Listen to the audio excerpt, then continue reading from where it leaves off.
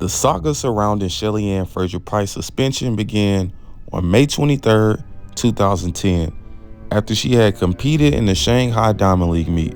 During routine testing, she tested positive for oxycodone, a narcotic painkiller that was banned by the World Athletic Doping Agency, but was not considered to be a performance-enhancing drug. This marked a sudden and unexpected turn in her career. This positive test result was announced publicly on July 6, 2010, sending shockwaves through the athletics world. Up until that point, Fraser-Pryce had enjoyed an unblemished reputation as one of the Jamaican's top athletes, and she was a national hero after her 2008 Olympic gold medal in the 100 meters in Beijing, China. The announcement of the suspension came from JADCO and the IAAF. The ban was retroactively imposed from June 2010, effectively sidelining her for 6 months. The response was swift and harsh, as many expected more significant consequences. However, once the details emerged that the positive test was due to oxycodone used to manage a severe toothache, public perception of the case shifted. It became clear that Fraser-Pryce's violation was far from the traditional doping cases associated with cheating or gaining an unfair advantage. Fraser-Pryce was open about the situation from the beginning. In a heartfelt statement, she explained that she had undergone dental surgery and had taken the pain medication prescribed by her dentist.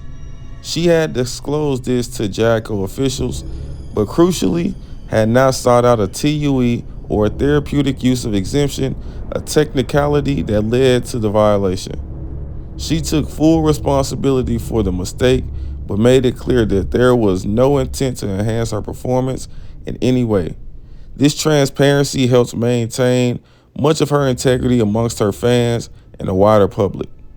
However, the damage to her image, especially in the short term, was undeniable. Fraser-Pryce's name was now associated with a doping violation, and the headlines didn't allow her to focus on the nuance of the case.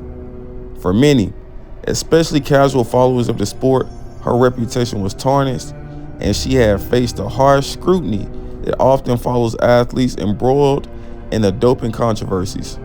Her sponsors and fans were initially shaken, and then she had to work hard to rebuild her image as a clean and ethical competitor. On a broader scale, the suspension brought to light some of the perceived flaws and riggedy of the anti-doping system. Critics argued that Fraser-Pryce's case illustrated how the system could sometimes penalize athletes unfairly for non-performance enhancing substances. While athletes using genuine performance-enhancing drugs were often getting lighter sentences, Fraser-Pryce received a 6 months suspension for what was essentially a painkiller that had no bearing on her track abilities. Despite the situation, Fraser-Pryce remained resilient. She returned to competition in January 2011. After serving her ban, determined to prove herself on the track once again, her comeback was a success. Later in 2012, she had claimed her second Olympic gold medal in the 100, reaffirming her status as the world's fastest woman. Over the next several years, she continued to dominate, winning multiple world championship titles and solidifying her legacy. Ultimately, while the oxycodone suspension was a significant obstacle, Fraser-Pryce's handling of the situation with honesty and accountability helped her restore her image over time. By maintaining her integrity and returning to her winning ways, she was able to overcome the temporary setback and rebuild her career as one of the most beloved and respected athletes in track and field history. And before I go, I just want to speak more on the subject of how ridiculous the World Athletic Doping Agency actually is. Track and field is the only sport that works against its athletes. Every other sport, they do everything in their power to keep their athletes running or keep their athletes competing, because they know the athletes is what generates the money, the revenue, the ads, the TV contracts, etc. But in track and field, despite the athletes being the prized possessions, the higher ups and the people who run the sport, just does everything in their power to get the best athletes and just athletes in general kicked out of the sport, no matter if it's a clear violation of cheating or no cheating intent involved.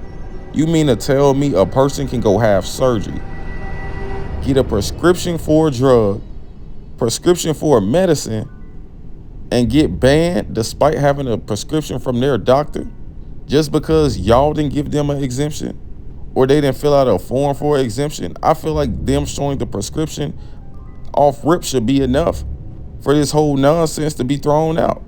But the fact that they went ahead with a 6-month suspension just goes to show how ridiculous they actually are and how stupid they actually move. And firstly, why are there so many ridiculous substances that does not enhance your performance on the ban list? I remember last year in the NCAA, I got sick at a track meet, at the regional meet, the meet right before nationals. It was in Sacramento, California, and I don't know what they had in the air, but my allergies were just insane out there. I feel like my throat was swollen and my eyes were super puffy, but I still had to go run a 400. So I had sent someone to the store to go buy me some allergy medicine so I could go compete that weekend. And then it turned out, once I did more research into performance enhancing drugs, that same allergy medicine I took is on the ban list.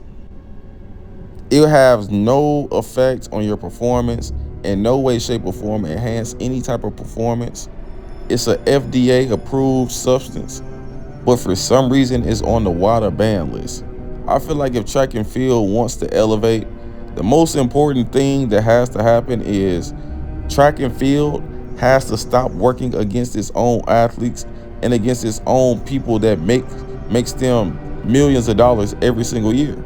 Suspending somebody for some shit that they have a prescription for is the silliest thing I've ever heard in my life, especially after a logical explanation and having surgery.